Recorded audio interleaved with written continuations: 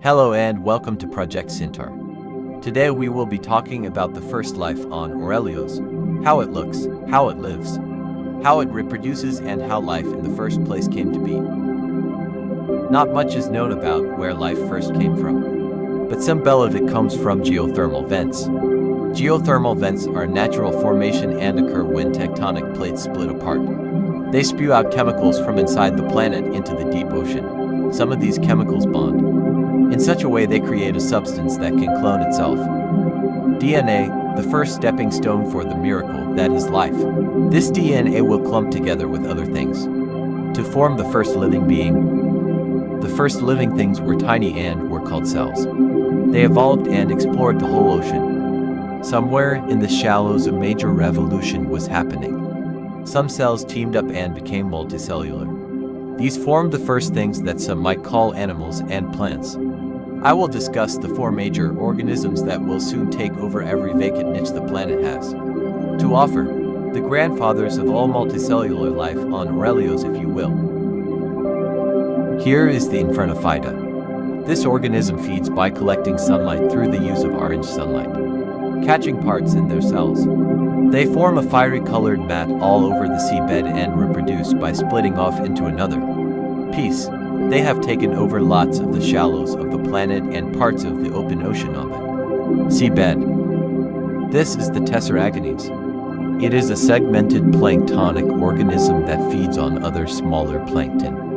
It has 4 eyes and a through gut. A through gut means it eats from one hole and excretes from the other.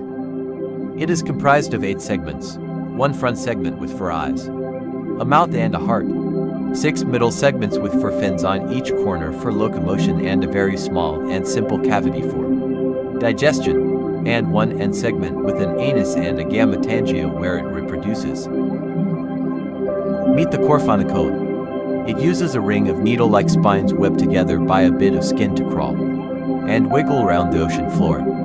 It has 1 cup of light-sensitive cells on top of its body that it uses to sense if danger is around. It uses a mouth in its underside to suck dead plankton that has fallen to the seabed that is called marine snow. When it reaches 2 weeks of age, it will use a rock or ledge to flip itself on its back and spew gametes into the air.